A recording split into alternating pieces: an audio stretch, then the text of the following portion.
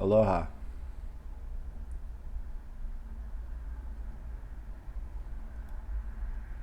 I'm very grateful that you decided to come on by.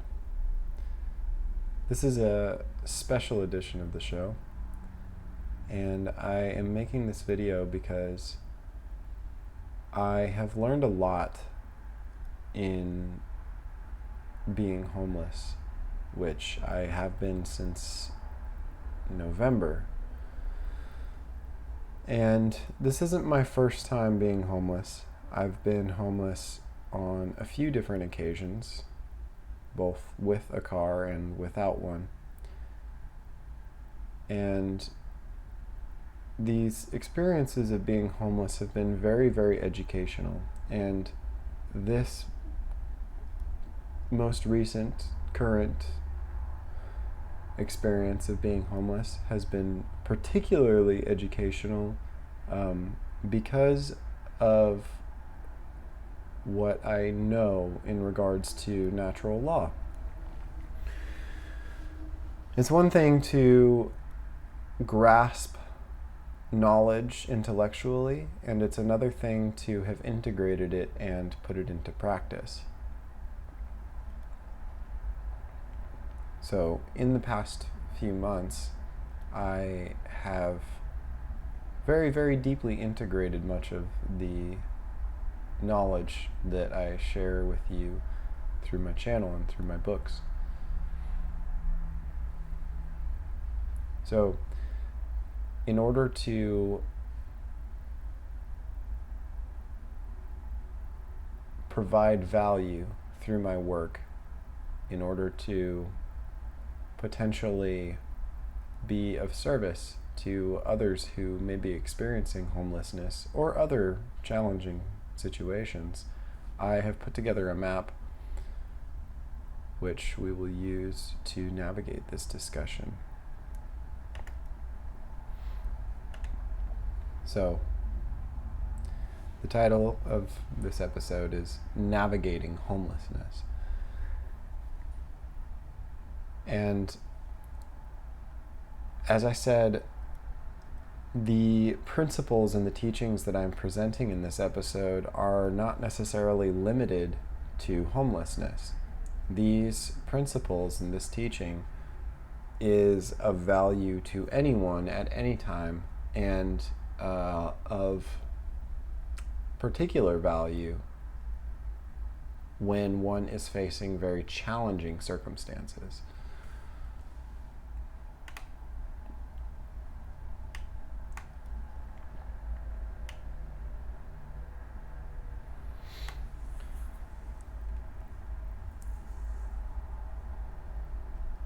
Being homeless will bring the importance and value of many of the principles and teachings that I present in this episode to the forefront of your awareness. The things that I teach may not necessarily seem valuable to someone who is very, very comfortable in their life. However, if there is immense discomfort, then the pragmatic value of my teachings is apparent.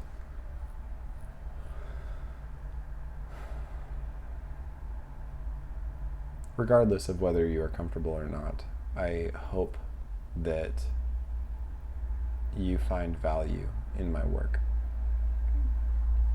When we're not homeless, it's very easy to take basic comforts for granted.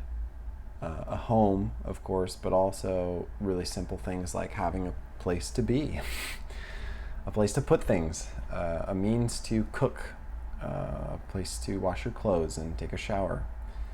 And these basic things, they're to be cherished.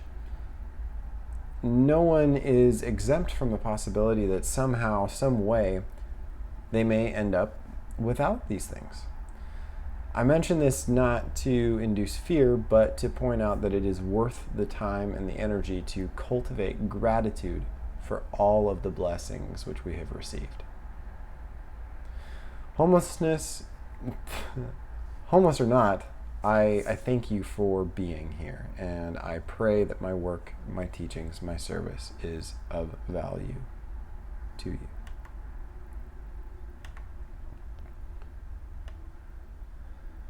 I don't know why you're homeless if you are. For me, the circumstances arose because I could not afford housing.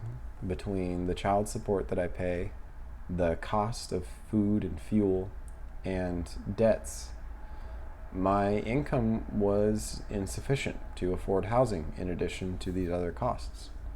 So my choice was to keep my home and stop eating food altogether, or leave my home and live in my car. Whatever your circumstances are, I can promise you this: these circumstances are temporary. You can get through this. And as much as we may deny it by our own free will choices, the holistic intelligence of the cosmos does not make mistakes. There are reasons beyond human comprehension for all of the experiences that we have. I know who I am in truth. I know what I am in truth. I know how I serve in truth. I am free. I am free. I am free. The adversities that we face teach us very, very valuable lessons. And homelessness is a very, very valuable teacher. If you approach your situation, the situation of homelessness or any other challenging situation, with the assertion that there is a way through this, and I will definitely find it, then you empower yourself to make the decisions necessary to overcome the challenges that you're presented with and victoriously emerge on the other side with humility, strength, resilience, and wisdom that will be of immeasurable value to you forever.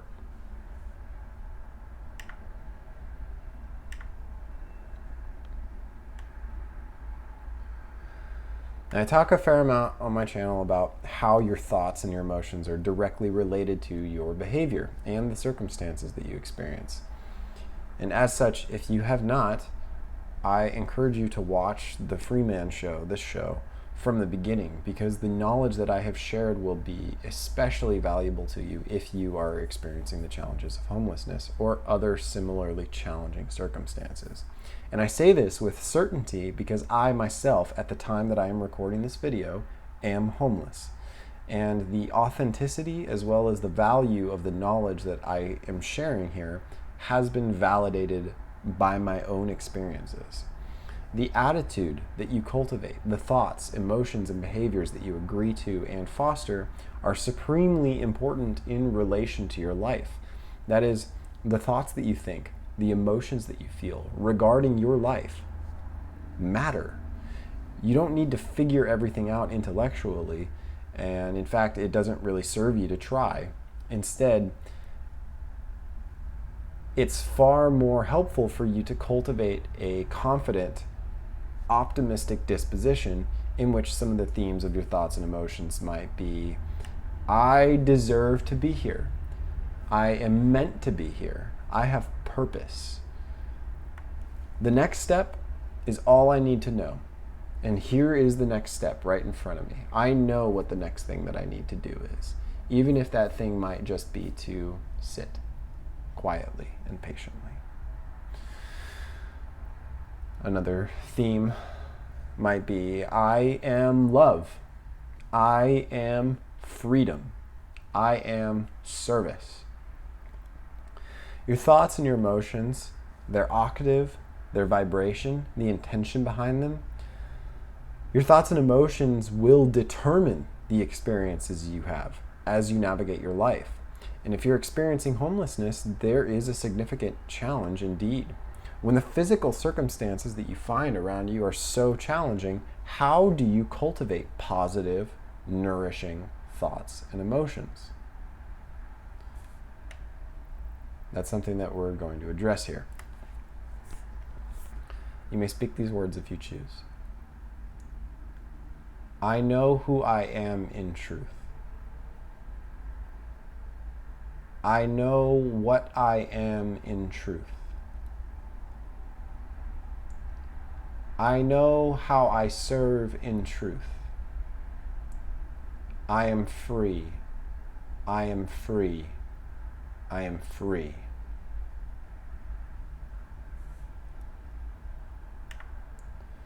So the first thing that we're going to talk about, of course, is the essential needs that you have and some ways about meeting those needs.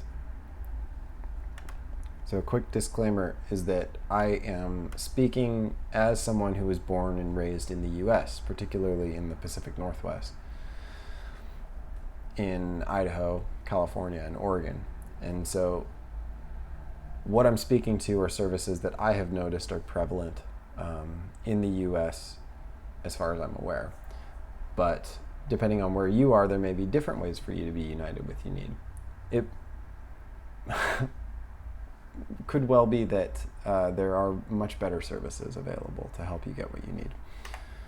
So the first service that you may want to seek out if you are homeless and living in the U.S. is food stamps. Now, generally speaking, I don't advocate using any kind of government services. However, there is a time and place for everything, and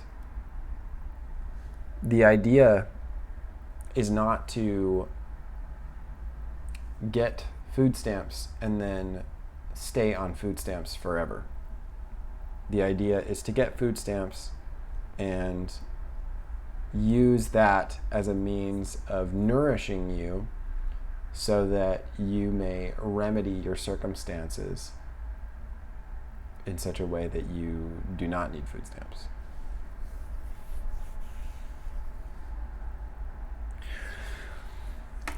If you do not have a place to sleep, then a homeless shelter may be your best option. Obviously, friends or family are better, more optimal, generally speaking. Although I can imagine circumstances where it would be better to stay in a homeless shelter than to live with friends and family. So, shelter is going to be one of your primary concerns if you are without it.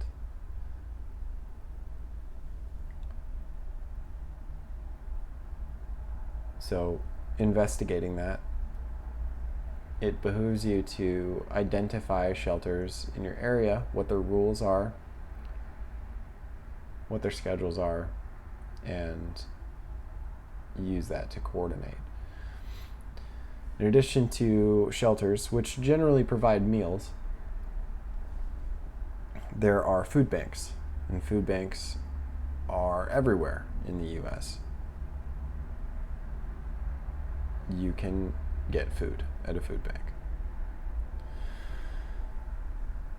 Now, food and shelter, having taken care of those things, another thing that you're going to want is a place to be. Now, if you work, then the place where you work is a place where you'll be most of the time. But outside of that, it behooves you to figure out a place to be. Now, weather permitting, outside is the best place to be. But it's not always warm and dry outside. So that being the case, identifying libraries, figuring out when they're open, is very, very helpful. The library is a godsend. The library is a place where you can not only be, but there are resources available to you. There are books that possess information that may be of value to you. And generally speaking, libraries will allow you to use their computers once a day. There's also places outside of libraries like Starbucks and Panera Bread, where generally speaking, if you buy something, then you can stay there and hang out for a while. And if you have your own device or books or whatever your thing is. If you like to draw, I mean, it's a place for you to be and to do things that you would normally do in your home if you had one. So outside of libraries, that's also an option. It's important to recognize what your options are. It's important when your circumstances compel you to identify what options you have, what tools and resources are available to you. So food stamps is a big one. Homeless shelters, if that's prudent. Food banks, libraries, other places like Starbucks and Panera Bread. These are tools and resources that are available to you, and it behooves you to identify them and become familiar with how those tools and resources work. In regards to your basic needs, there is some equipment that you're going to want to prioritize. The first of which is, of course, a backpack. Ideally one that's waterproof, but extra clothes, at least one extra outfit. 2 is better. If you can, you get a big backpack, you can have your other stuff in addition to your clothes, but you're going to want to have some extra clothes. You're also going to want to have soap, because there's no guarantee that places where you might shower will have soap. A smartphone is an incredibly valuable tool. If you are without a home, a smartphone is going to demonstrate its immense value to you. Of course, a charger for that smartphone and a backup battery is also very, very helpful. In addition to that basic equipment, it's also very helpful to have an umbrella if you're in a place where it often rains. Boots, if that is a prudent thing to have, and particularly if the work that you're doing requires that you wear boots. It's important to recognize what you need and to ensure that you have it. And if you don't currently have it, then to have it be high on the priority list so that when the means are available, that you acquire those things. Now, recognizing that we have basic needs and that no other people are obligated to provide you with the things that you need, because we don't have community.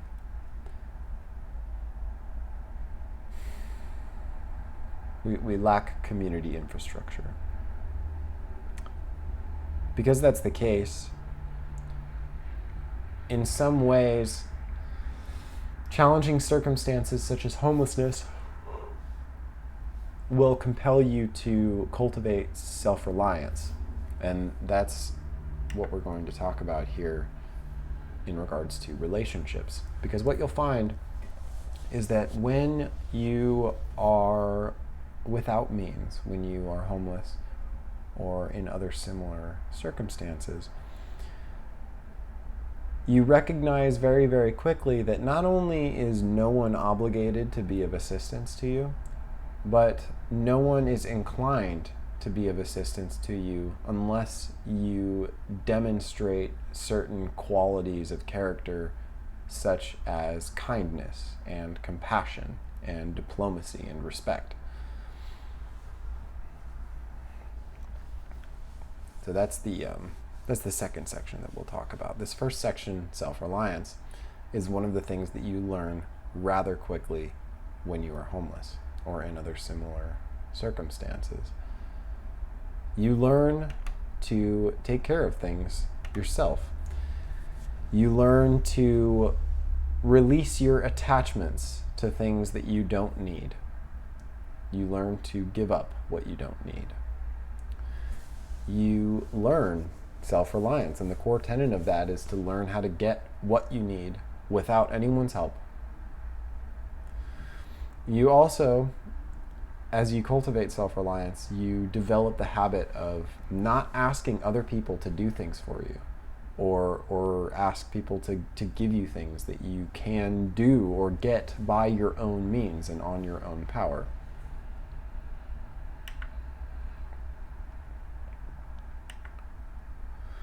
So in regards to what I said about cultivating certain character traits, this is imperative for developing relationships with other people, for cultivating relationships with other people. Because essentially, no one is going to want to be acquainted with you or to be your friend or more than a friend to you if you do not cultivate certain character traits such as respect and kindness and compassion and diplomacy.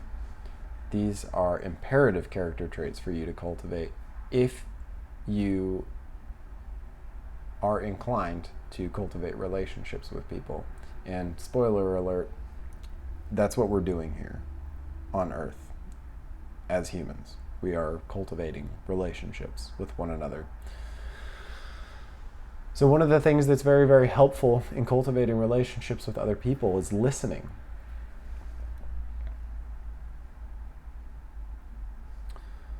This involves quieting the mind, which in some ways involves breaking the habit of waiting for your turn to speak. Because when you are waiting for your turn to speak, you're not listening. You're rehearsing your lines in your mind.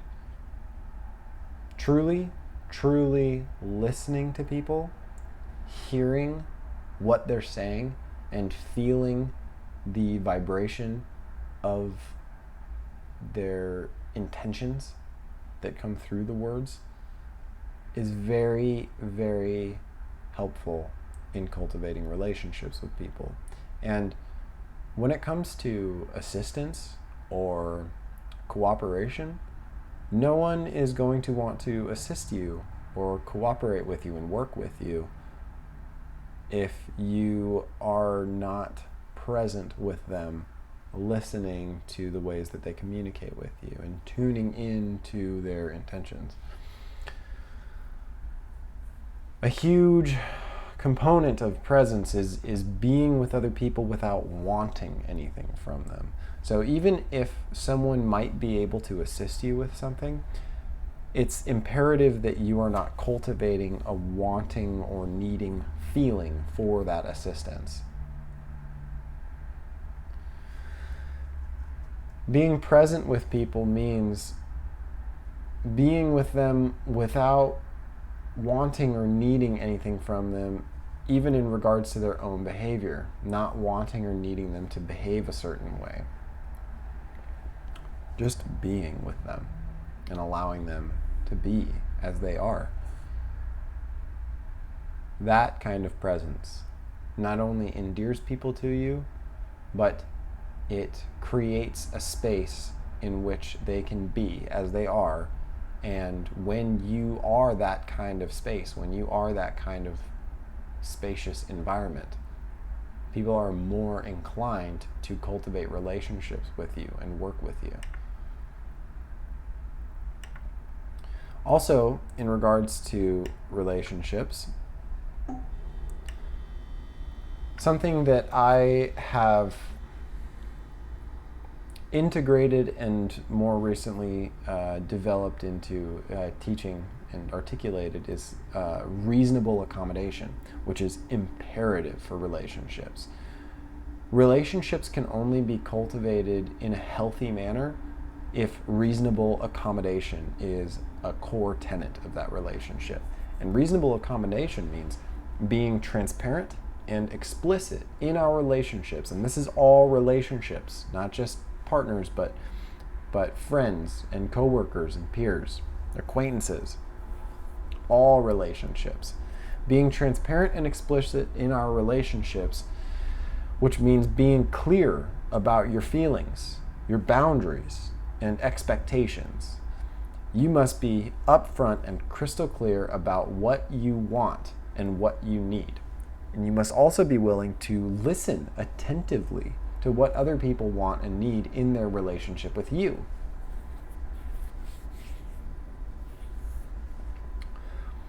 Then, once things have been communicated and expressed and articulated, then you figure out details. You figure out like how things are actually going to work logistically in your relationship. You talk about these things. And then, when you have agreed to what you have discussed, then that's how the relationship unfolds, according to the agreements that you make with one another. And if you don't agree, then you can't have a healthy relationship. And that's okay. It's rather simple. You have to be clear. You have to communicate explicitly about boundaries, about expectations. These things have to be communicated. So often, these things are not communicated, and then assumptions are made, and that becomes rather poisonous in the relationship. There's a book called The Four Agreements by Don Miguel Ruiz, which I have found to be of immense value. In that book, Don Miguel Ruiz speaks to this with the agreement, don't make any assumptions, because oftentimes relationships become soiled by the expectations that haven't been discussed. Some of those expectations are generally regarded by the people who cultivate them to be common sense, or they should just know those things. Never assume that anyone knows. Just speak your piece. If you don't communicate it, they probably don't know about it.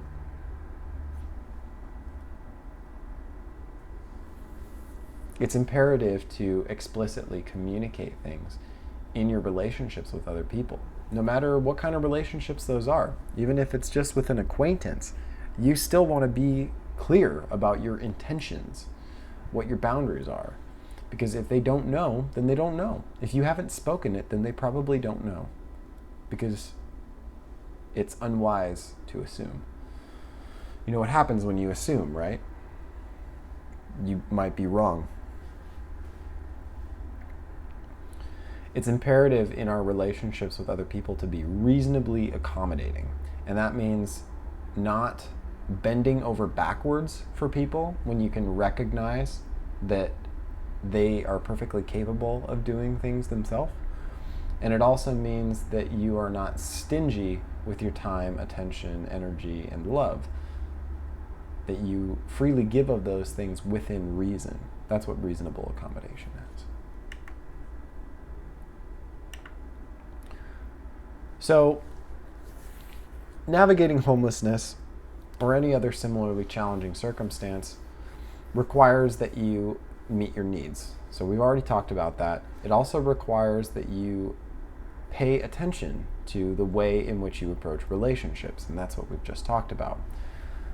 What that leads to is what I would call the unfolding of who you are, because the truth of who you are expresses as what you are and how you serve. So we're going to talk about service. Now, service takes many, many different forms. It doesn't have to be a traditional job. Service is vibrational, as we talked about in the last episode, episode 6, community. Goodness gracious, apologies guys, my nose. Work. Now, the way that I'm talking about this first section is just within the framework of a job, okay? Labor that you do in exchange for money. There's a way to approach that to ensure that it's going to work, that it's going to work for you. The first thing, of course, is that it's logistically feasible. That means like making sure that you can get there and that it's an environment that you can work in, that it's work that you can do. The location and hours, again, are you going to be able to get there? Are you going to be able to show up for the schedule? Is it sustainable? Can you do this job, potentially for a long time? Are you going to be able to, continuously do this job? Because your psychological, your emotional, and your spiritual well-being are of the utmost importance.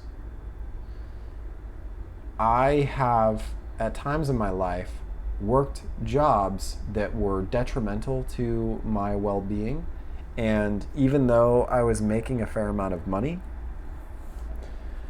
it wasn't worth it. I would rather be totally broke and have no money and be well than to be rich and unwell. So it's important to recognize that you're only going to be able to cultivate wellness working at a JOB if you're able to go about that JOB in a way that is not detrimental to your psychological, emotional, and spiritual well-being. And a lot of that has to do with certain practices like meditation and eating a more natural diet. Those things make a lot of difference. Like these days, generally speaking, there's very little work that I couldn't do. Very, very little work that would be a detriment to my well-being because of the practices that I cultivate.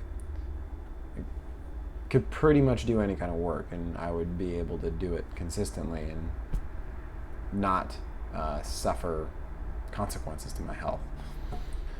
But it's important to recognize that you're only going to be able to continuously do something, and you're going to feel inclined to stay there and keep doing that work if it's aligned with the truth of who you are. And that means, does that job harmonize with you psychologically, spiritually, and emotionally? There's tons of different jobs. Even if the one that you're doing right now or the one that you're about to start doing, even if that is not in harmony with who you are, that's okay. Not like it's okay like, oh, you're gonna have to just deal with it. That's okay in the sense that there are other jobs. You can go and get a different job. You can find work. You can find a way to be of service that is in alignment with the truth of who you are, that harmonizes with you psychologically, emotionally, and spiritually. Now, in regards to the service that we provide, there is of importance the quality of grace or graciousness. And graciousness does not mean being a doormat. It means recognizing that everyone has a right to be as they are, that no one owes you anything. No one is obligated to behave the way that you want them to or think that they should.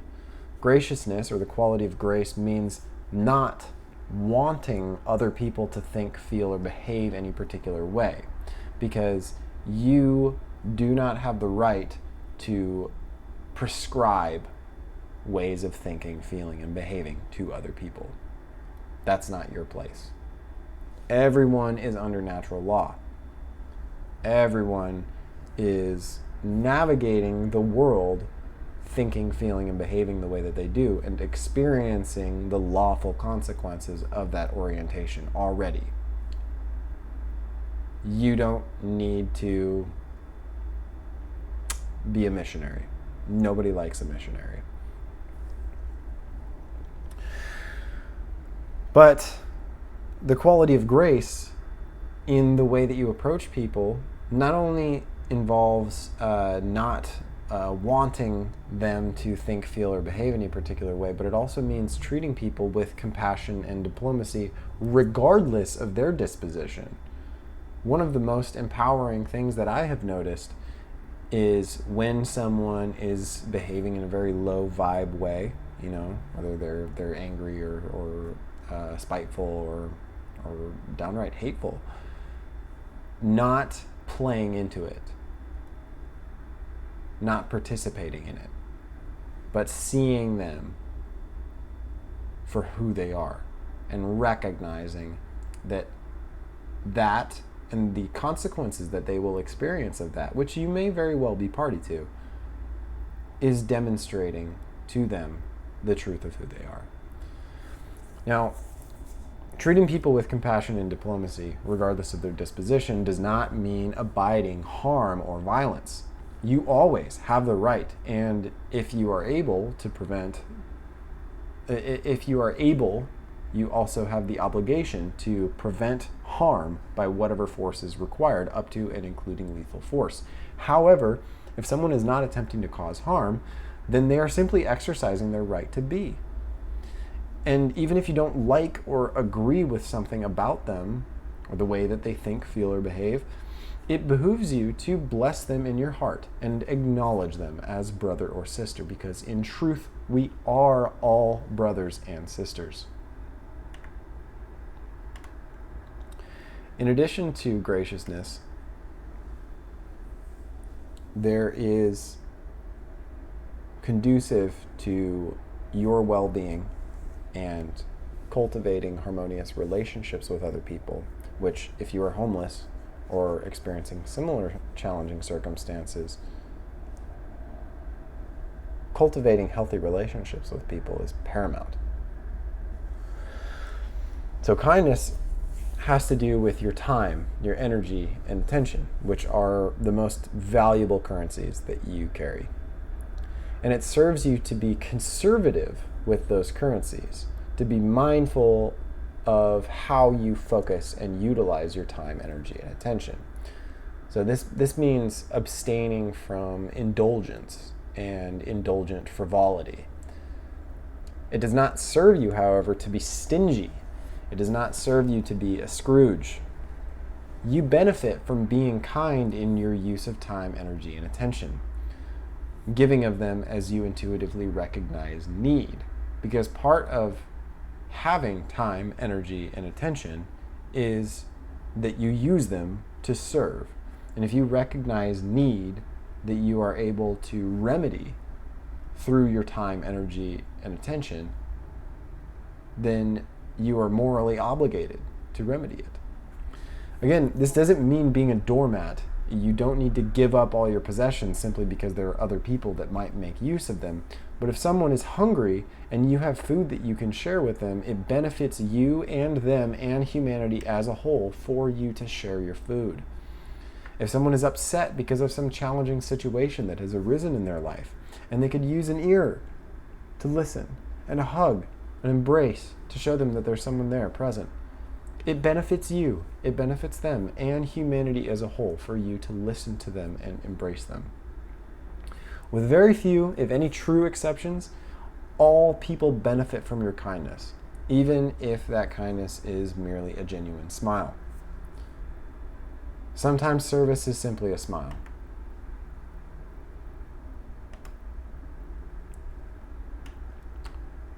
So as you begin to embody these principles of service in navigating homelessness or other similarly challenging circumstances, when you have integrated those principles, then you can move into optimization, which in this section is titled Growth and Empowerment. That really just means like looking at the areas of your life where you can tighten up the screws, oil up the joints.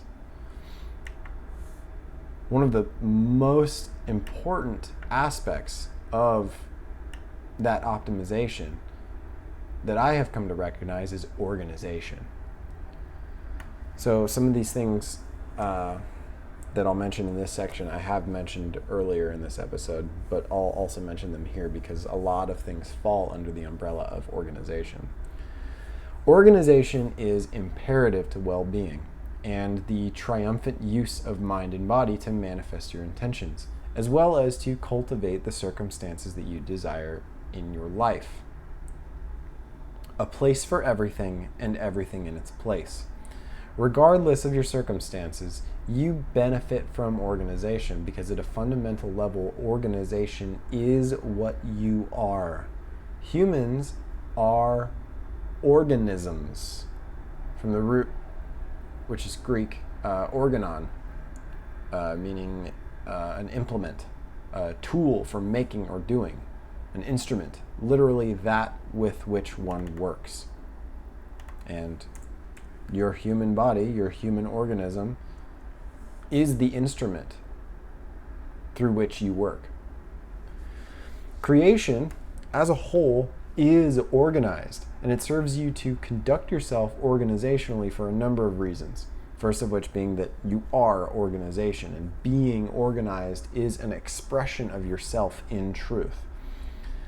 You will feel better and think more clearly when your physical possessions and matters that you need to attend to are in their rightful place and prioritized accordingly. In addition to the physical importance of that, as far as like having things where they need to be, you'll feel better organizing things because you are in your nature organization. So you'll feel better because that is alignment with what you are, with who you are. A place for everything and everything in its place. A rightful place, that means that the place where it's best to have that thing. So things that you don't use very often should be stored in places that are not as easy to access, and things that you use often, you want to be easily accessed. Whether your belongings are all in a backpack or all in a car, like they are for me right now, or even in your home, it benefits you to find the right place for everything and put it there. That way, you know where it is when you need it. And the place where it is the place that it should be, because that's the place that's best. Now, this extends outside of physical possessions and into the mental and emotional aspects of your life. So things like journaling and planning are very, very helpful in this way, because articulating what you want and how to get it, as well as how you feel and the things that you know about yourself, these practices will help to elucidate the truth of who you are, what you are, and how you serve. When you have articulated what you know about yourself and what you intend to do in your life, then you can formulate a plan. And we're going to talk about that here in a minute.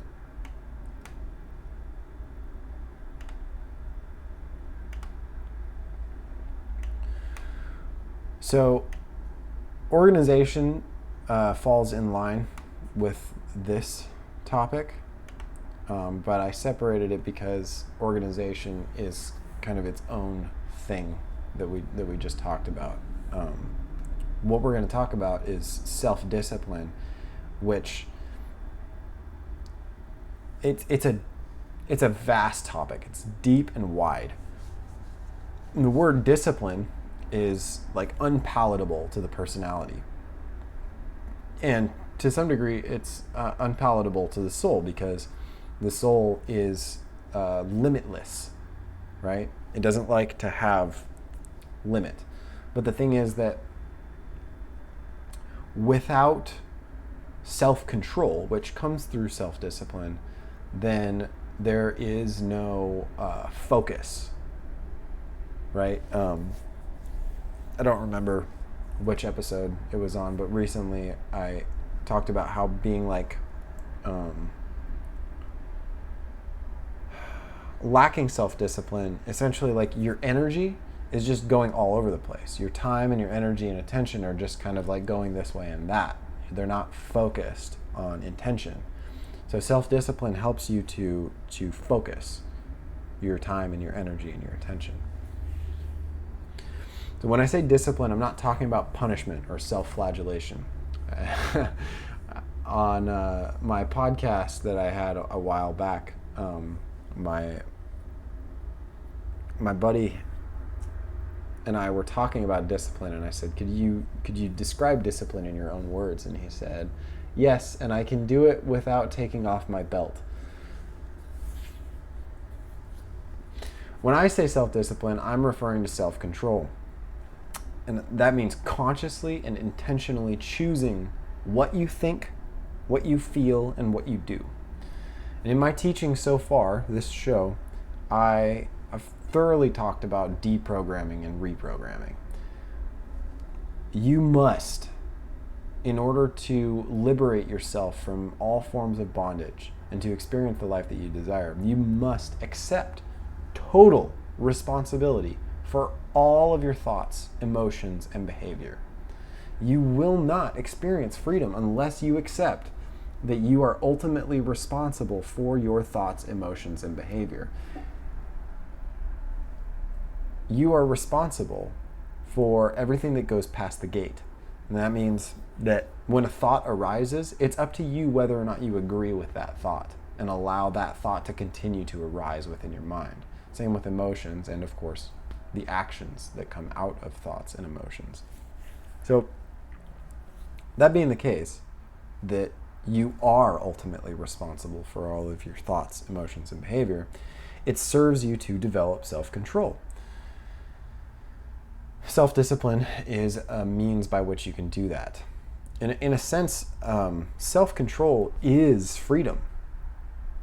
Once you come to recognize that you choose the thoughts, emotions, and behaviors that you cultivate, regardless of the external circumstances, that external circumstances do not sway you, and you become responsive to the external world rather than reactive.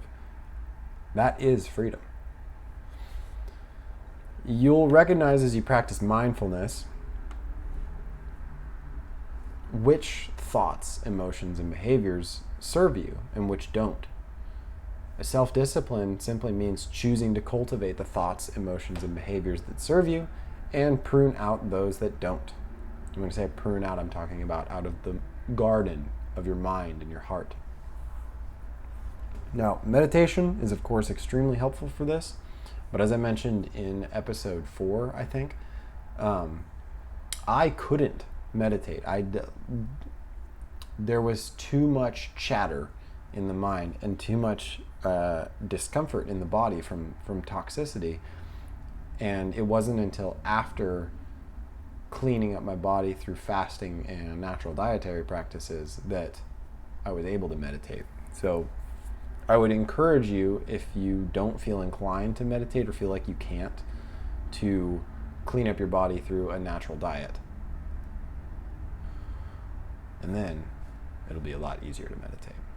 So meditation is a self-discipline that is very, very helpful for developing mindfulness. So is fasting, physical exercise, raw veganism, pranayama, which means breath control, and hatha yoga, which is the physical yoga that most people in the West are familiar with. When you say yoga, that's what people think of as hatha yoga. So I advocate all of these practices, although I do not claim to practice all of them all the time. And the reason for that is that not every practice is going to be of value to you all the time. It doesn't necessarily serve you to do all of the practices all of the time if it would be more in harmony with the circumstances of your life for you to focus on like just these 2 or 3 practices. But I'm advocating all of these different self-discipline practices because they're all of immense value, and not just for self-discipline, but in cultivating wellness, as well as facilitating and crystallizing your spiritual growth and development.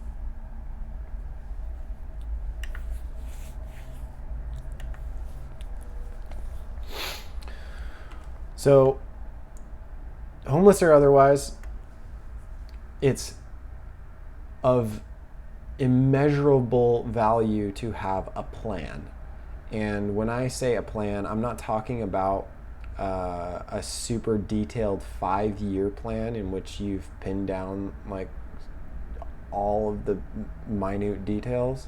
I mean, if that's your thing and you want to do that, that's fine. But I feel like that kind of self-micromanagement is itself a limiting structure. Because if you have that kind of plan in place with very, very detailed aspects, then you're, in a sense, enslaved to that structure. Because by focusing your time and your energy and attention on that plan with its particular details, you are then not allowing the space for potentially better developments, more fruitful benefits, fruitful circumstances to arise. You can't control everything. And it's not only psychotic, but rather unpleasant to try to. And I can't imagine being so unwell as to want to control everything. However, it's very, very helpful for you to articulate and organize ideas relevant to who you are in truth, what you are in truth, and how you serve in truth. And you could also conceptualize this as what you want and how you're going to get it. And you don't need to write down what your current circumstances are in your plan, because you're well aware of your current circumstances, but it might be helpful to take stock, noting what resources you have available to you, and throwing away anything in your life that isn't serving you anymore in relation to what you're aiming at. And as you develop a plan, I encourage you to start with the highest good you can possibly imagine, the best life that you can conceive of, and moving in that direction, because then you're in paradise. And yeah, that's what Jordan Peterson says. And this is relevant to his self-authoring program, which is rather similar to my own program that I call Milkshake. Very similar. So start with the highest good you can possibly imagine, the best life you can conceive of, and move in that direction. And that means simply figuring out what kind of thought patterns, emotions, and behaviors that you can cultivate that orient you in the direction of the life that you want. And you do those things. You cultivate those thoughts, emotions, and behaviors. Essentially, you figure out what you want and you make a plan for getting it. And it is helpful to be specific about what you want. So, for example, if you're homeless, then you might want a home. And so that's your aim. How are you going to get it? Firstly, like, what kind of home do you want? Do you want an apartment? Do you want a house? A van? A tent? How are you going to get it? Are you going to get it with money? How much money? What habits and practices do you have? And how are they serving you or not serving you? To get what you want, you benefit by cutting out anything in your life that does not move you in the direction of what you want. And also, simultaneously, and perhaps more importantly, nourishing the things in your life, the thought patterns, the emotions, the behaviors, even like the circumstances and the things, nourishing those things that do serve you to move you in the direction of what you're aiming at. This is what I call weeding the garden.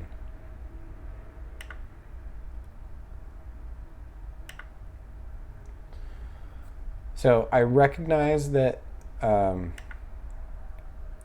that area of discussion there got a little bit, what's the word?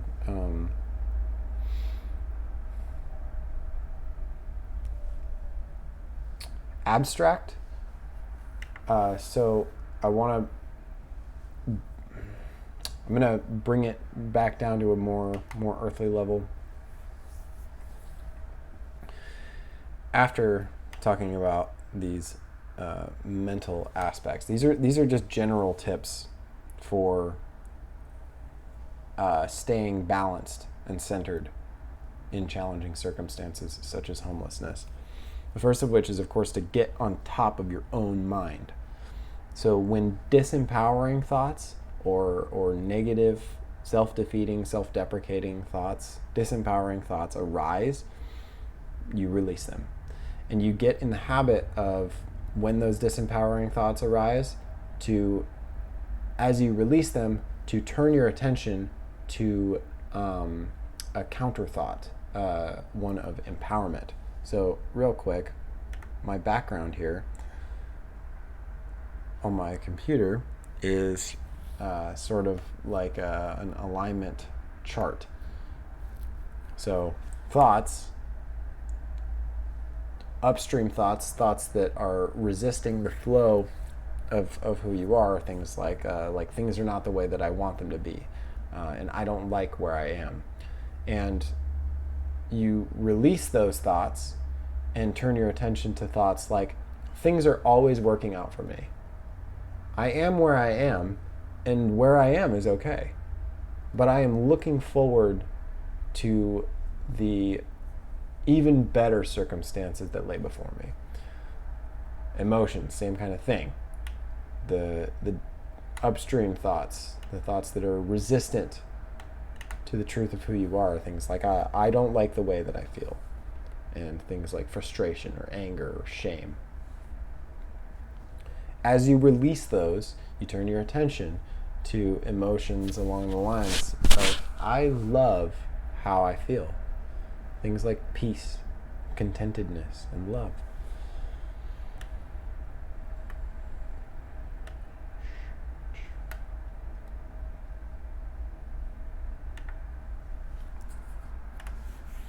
Okay. So there's lots of techniques that you can use for getting on top of your own mind, reprogramming, and I'm going to make a whole video just about deprogramming and reprogramming and different techniques for it. One of which that I've used in the past, and somewhere around here I think, is my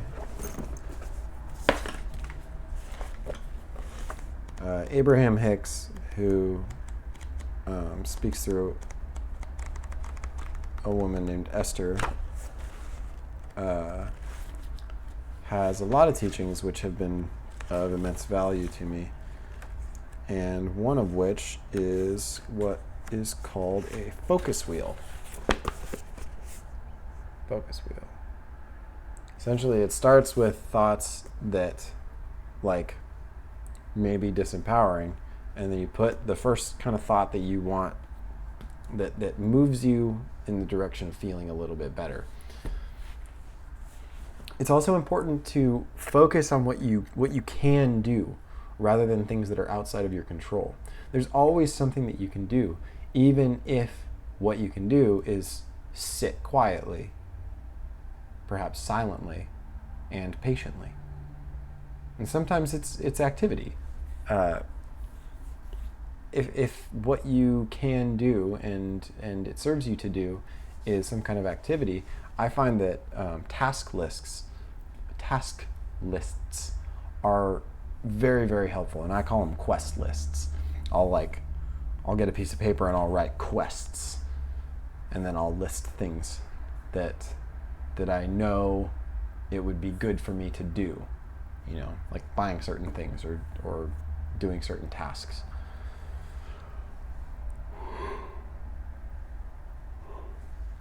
When you list those things out, then they're clearly articulated. Like, oh, this is what I can do. And doing those things, knowing that will move you in the direction of the circumstances that you want, you'll feel yourself like bringing your awareness and your life forward in the direction of what you want.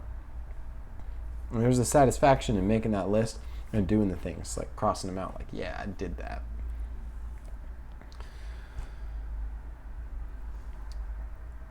It's important to focus on what you can do rather than what you can't do. And not only to focus on what you can do, but to cultivate empowering thoughts, as we've talked about. Everything is working out for me. Releasing disempowering thoughts and emotions. Again, at the same time as you release, you turn your attention to empowering thoughts. The more you focus on empowering thoughts and emotions, coupled with the actions that you know are best, the less that any kind of dark or disempowering thought is going to be able to arise in your consciousness. Like, they might still come up, but if you're vibrating at this high frequency because all you've been cultivating is empowering thoughts, then the disempowering thoughts are like unpalatable to you. In fact, like nowadays, when disempowering thoughts come up in my mind, they get flagged as spam. Like any kind of disempowering thought that's based in fear, limitation, or separation, when those kinds of thoughts come up in my mind, I'm like, nah, that's not me. Junk it. So, in addition to mental well-being, of course, physical well-being is supremely important.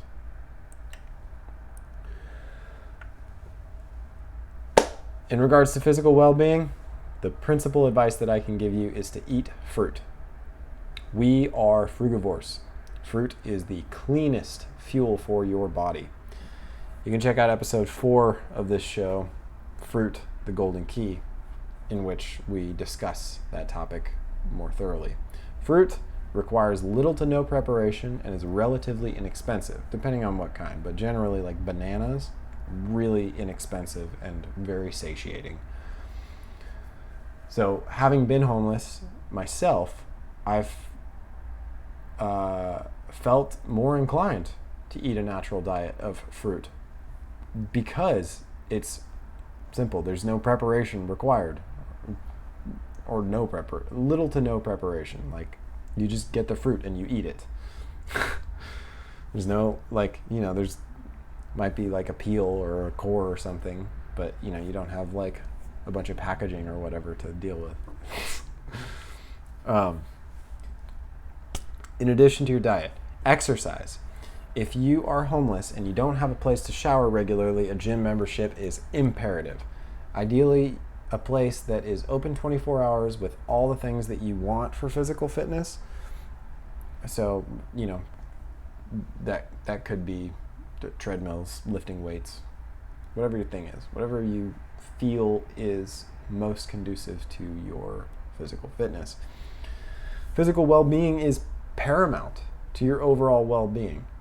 It serves to facilitate and crystallize both your mental and psycho-spiritual wellness.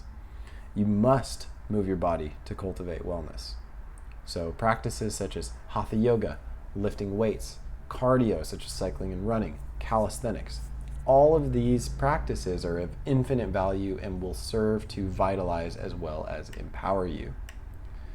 And regardless of your circumstances, homeless or not, your well-being is the key to a life in truth.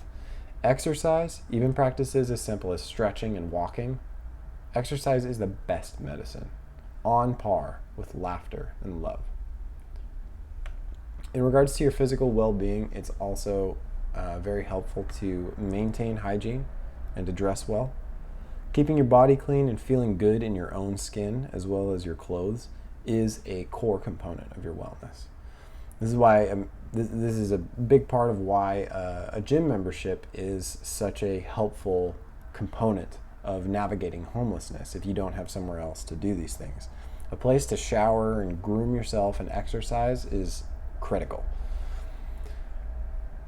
Also, exercising outside, particularly in natural environments, like I found a park the other day that is literally like in the woods.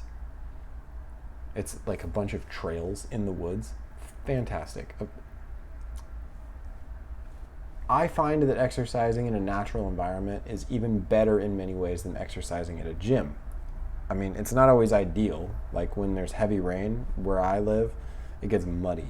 And in my opinion, mud is not all that fun to run in. But I enjoy running barefoot in the woods like way more than I enjoy running on a treadmill. So when it's warm and dry outside, I'm running in the woods barefoot. This brings me to my last point. Go outside.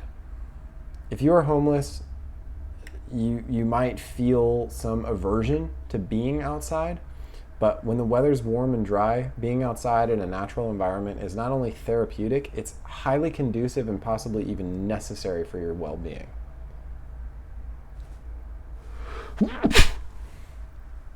filling your sensory perception with natural patterns, natural sounds, natural smells, natural tactile sensations, and if you find some fruit, natural tastes.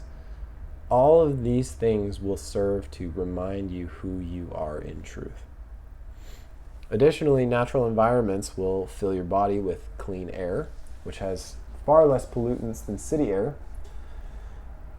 It will bring in microorganisms that will harmonize with your own body's microbiome, and the vibrations of a natural environment, the sounds, and not just the audible sounds, but the vibrations of a natural environment will attune the vibrations of your own body to the truth of who you are.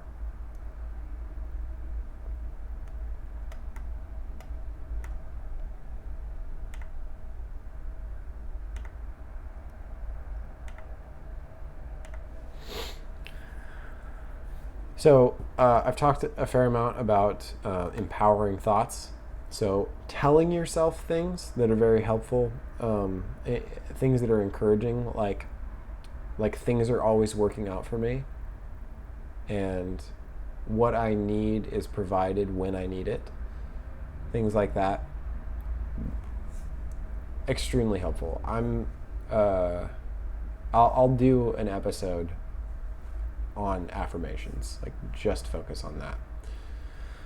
Basically, like what you say when you talk to yourself, which there's a book called What to Say When You Talk to Yourself. I believe it was written by Dale Carnegie. Immensely valuable. I recommend it very highly. You want your inner dialogue to be encouraging and trusting and positive and loving. And part of that is being easy on yourself. Now, that doesn't necessarily like leaning into bad habits. If you struggle with addictions, being easy on yourself doesn't necessarily mean allowing yourself to delve deep into your addictions. But be easy on yourself, don't berate yourself with disempowering thoughts, emotions, and behavior. It's also really, really important to take the time to rest and revitalize yourself. So, physical exercise, a clean diet, meditation, these are all beyond helpful in maintaining wellness, and they will help facilitate rest. I've noticed that when I was not exercising, that I was never able to rest adequately. So exercising actually helps to facilitate adequate rest. As mentioned a few times, wellness is critical for navigating challenging circumstances. So homeless or otherwise, it's going to be a lot easier for you to navigate challenges in your life if you're cultivating wellness. And we've talked extensively about ways to cultivate wellness. That's largely what this discussion has been about, and largely what my show in general is about. So, if you haven't already, I encourage you to watch the rest of my show, because the knowledge that I present through my teachings may be of immense value to you. Please don't hesitate to reach out to me for any reason at any time. I might be able to help you. I very likely may be able to help you in some way. So please do not hesitate to reach out to me. There is a link to email me on my LinkTree, and the little email icon next to the YouTube icon at the top of the page. You click that and you can email me. If you need help, please don't hesitate to reach out, whether it's with your current circumstances or with problems that you're having, like psycho-spiritual problems. Do not hesitate to reach out to me, please. I came here to this planet, incarnated as a human, to serve. I'm here to help you. So please, reach out if you feel inclined. Thank you for your presence. Blessings.